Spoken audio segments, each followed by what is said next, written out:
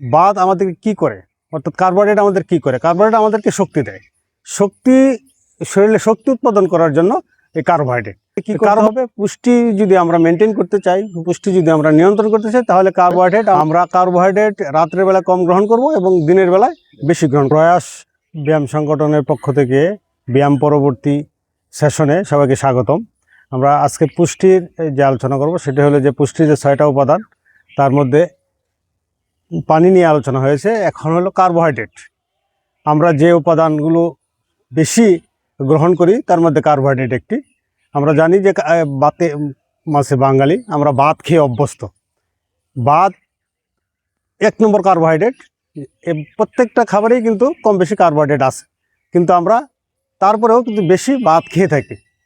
ভাত আমাদেরকে কি করে, অর্থাৎ কার্বোহাইড্রেট আমাদের কি করে? কার্বোহাইড্রেট আমাদেরকে শক্তি দেয়।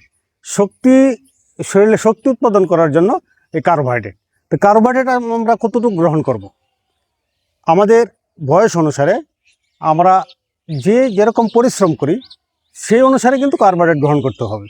আমরা যদি পরিশ্রম বেশি করি তাকে কার্বোহাইড্রেট বেশি গ্রহণ করতে হবে। অর্থাৎ যতটুকু কার্বোহাইড্রেট আমরা গ্রহণ করব ততটুকু যাতে আমাদের শরীর পুড়ে ফেলতে পারে।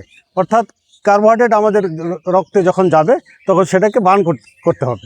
যদি বার্ন আমরা না করতে পারি, যদি না পুড়ে, তাহলে কিন্তু সেটা সরাসরি ফ্যাটে কনভার্ট হয়ে যায়, অর্থাৎ আমাদের শরীরে জমে যাবে, চর্বি হয়ে যাবে।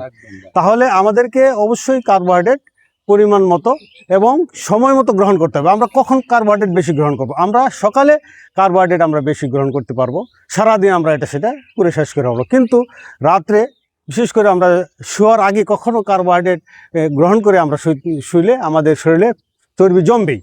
তাহলে আমাদেরকে কি করতে হবে? পুষ্টি যদি আমরা মেনটেন করতে চাই, পুষ্টি যদি আমরা নিয়ন্ত্রণ করতে চাই, তাহলে কার্বোহাইড্রেট আমাদের ওইভাবেই গ্রহণ করতে হবে। আমরা কার্বোহাইড্রেট রাত্রের বেলা কম গ্রহণ করব এবং দিনের বেলায় বেশি গ্রহণ করব। ধন্যবাদ সবাইকে।